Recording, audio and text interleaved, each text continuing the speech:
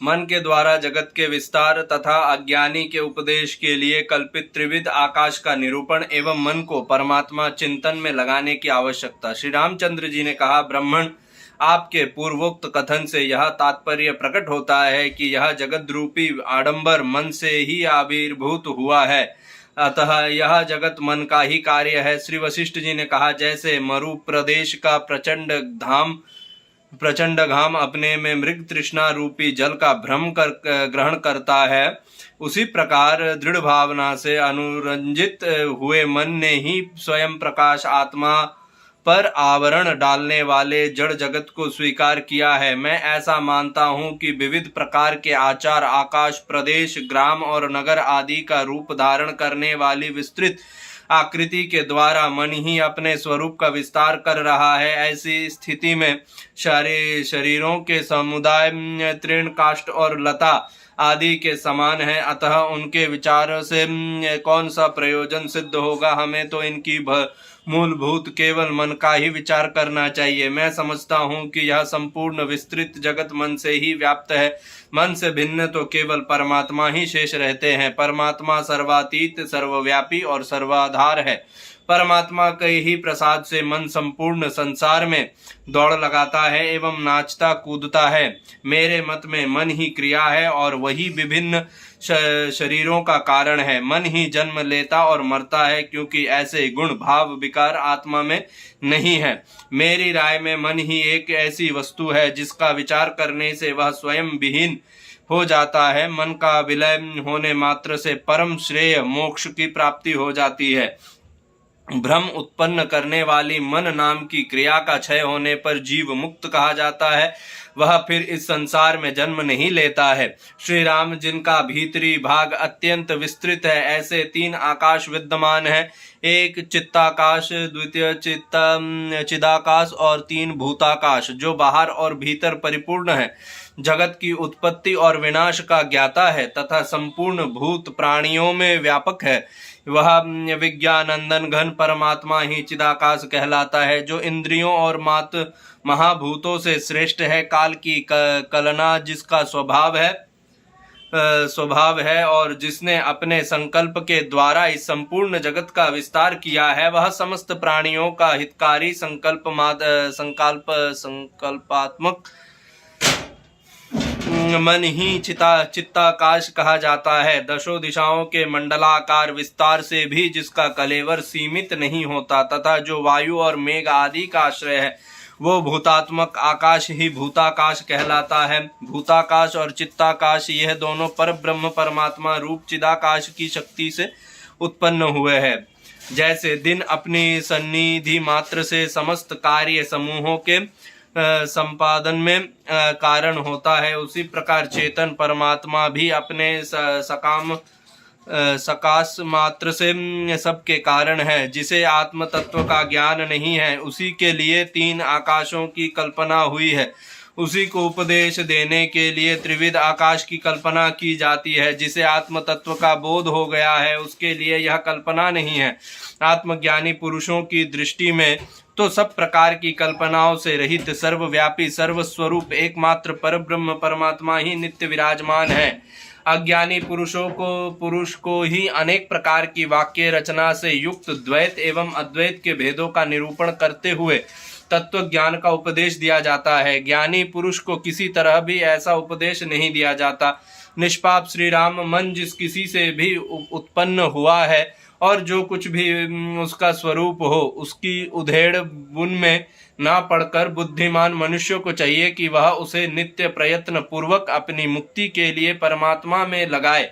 रघुकुल तिलक परमात्मा में लगाया हुआ चित्त वासना रहित एवं शुद्ध हो जाता है। तत्पश्चात वह कल्पना शून्य होकर परमात्मा भाव को प्राप्त हो जाता है।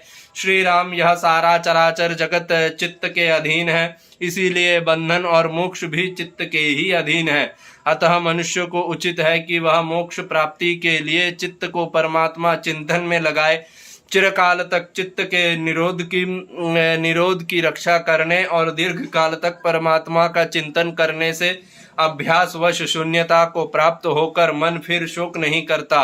मन के प्रमाद से नाना प्रकार के दुख बढ़ते हैं और बढ़कर पर्वत शिखर के समान हो जाते हैं, तथा उसी को वश में कर लेने से ज्ञान का उदय होने के कारण वे सारे दुख उसी तरह नष्ट हो जाते हैं जैसे सूर्य के सामने बर्फ का ढेर गल जाता है।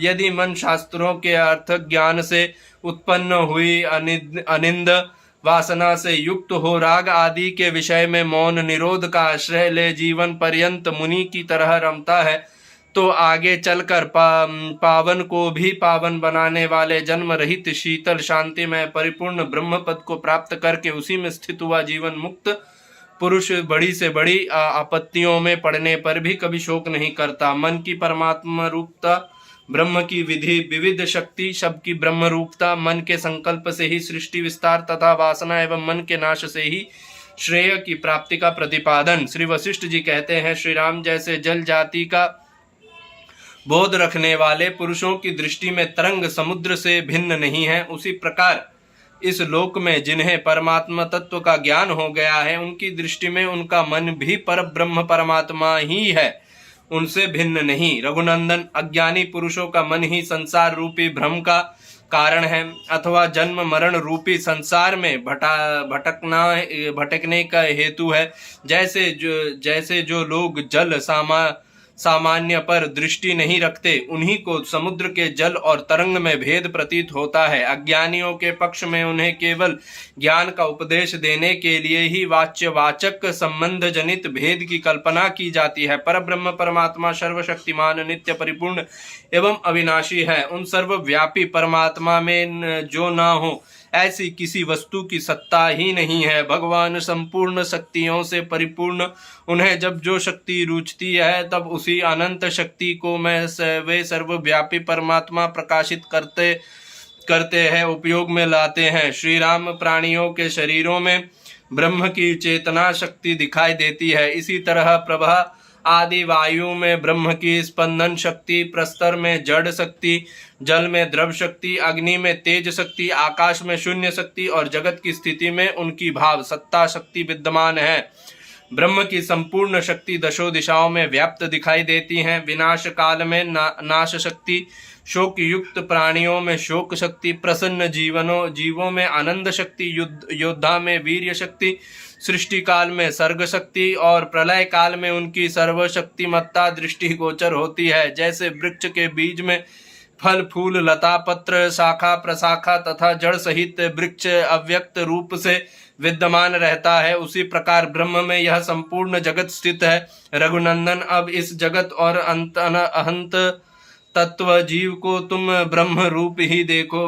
वह ब्रह्म परमात्मा सर्वव्यापी है, उसका महान अनंत स्वरूप नित्य प्रकाशमान है। वही ब्रह्म जब किंचित मनन शक्ति को धारण करता है तब मन कहलाता है। जैसे आकाश में ब्रह्मवश मोर के पंखों की प्रतीति होती है और जैसे जल में आवर्त बुद्धि होती है, उसी तरह मन में ब्रह्म की प्रतीति होती है। शत्रुसूदन, श्री राम जो यह मन का मनानात्मक रूप प्रकट हुआ है वह ब्रह्म की शक्ति ही है, इसीलिए वह ब्रह्म ही है। इदम, यह तत्व, वह और अहम, मैं, वह सब भेद प्रति मात्र ही है, वास्तविक नहीं। जैसे निश्चल और निर्मल जल राशि में अपने आप स्पंद कंपन होता है, उसी तरह परमात्मा में यह जीव पूर्व कर्म और वासना के अनुसार प्रकट हुआ है। यही संसार का कारण है। श्री राम, जैसे समुद्र का जल ही कल्लोल उर्मी और तरंग समुदाय के रूप में सब और स्थित रहता है, उसी तरह ज्ञानी की दृष्टि में यह सारा प्रपंच ब्रह्म स्वरूप ही है। जैसे विविध तरंगों से व्याप्त विशाल महासागर में जल के अतिरिक्त दूसरी कोई कल्पना यह सत्ता नहीं है, उसी तरह परब्रह्म परमात्मा में नाम रूप क्रियात्मक संसार की ब्रह्म से अतिरिक्त सत्ता नहीं है। यह जो कुछ जगत जन्म लेता है, नष्ट होता है, गमन करता है अथवा स्थित रहता है, वह सब ब्रह्मा के द्वारा ब्रह्म ही वर्तता है। करण, कर्म, कर्ता, जन्म, मरण और स्थिति, यह सब ब्रह्म ही है, उसके बिना दूसरी कोई कल्पना ही नहीं। यह सारा जगत परमात्मा ही है। जो कुछ यह संकल्प क्रम है वह सब भी परमात्मा ही है। जैसे सुवर्ण बाजूबंद के रूप में प्रकट होता है, उसी प्रकार परमात्मा मन रूप से प्रकट हुआ है, इसीलिए मन भी परमात्मा ही है। राघव, बंधन और मोक्ष आदि का कोई समोह ज्ञानी को नहीं होता। मोह जनित बंधन और मोक्ष आदि तो अज्ञानी को विहीन होते हैं।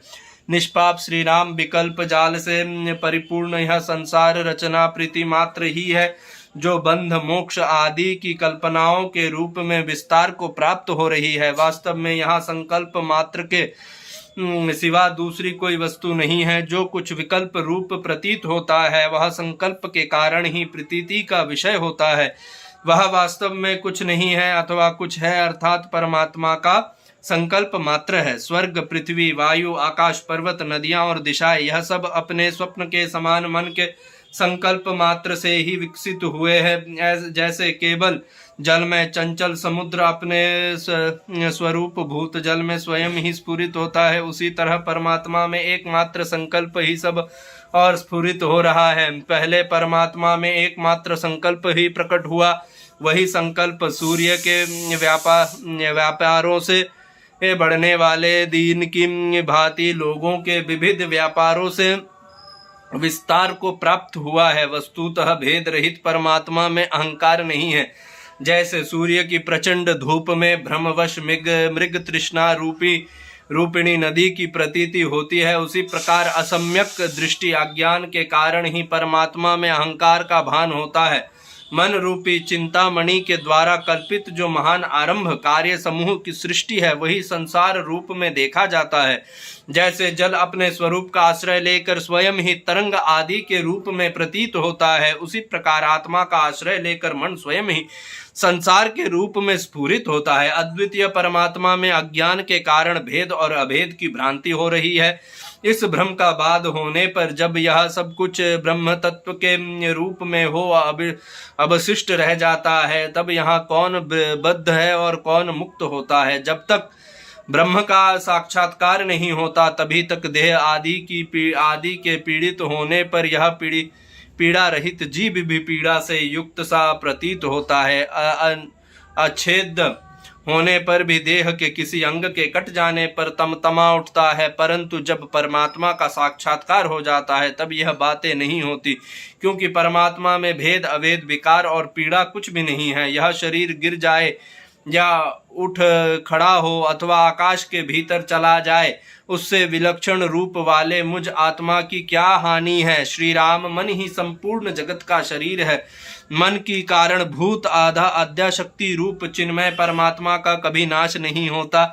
यह वासना नष्ट वस्तु में, इष्ट वस्तु में राग और अनिष्ट वस्तु में द्वेष के कारण बंधन में डालने वाली मन की ही शक्ति है। इसके द्वारा व्यर्थ भ्रम से स्वप्न की भांति इस जगत की कल्पना हुई है। यह वासना अविद्या है, ज्ञान के बिना इसका अंत होना बड़ा कठिन है। यह केवल दुख देने के लिए ही बढ़ती है।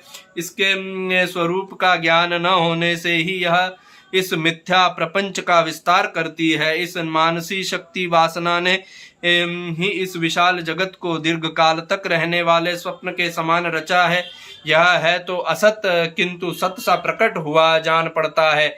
आरंभ मात्र ही इसका फल है, अर्थात यह निस्सार एवं आपात रमणीय है।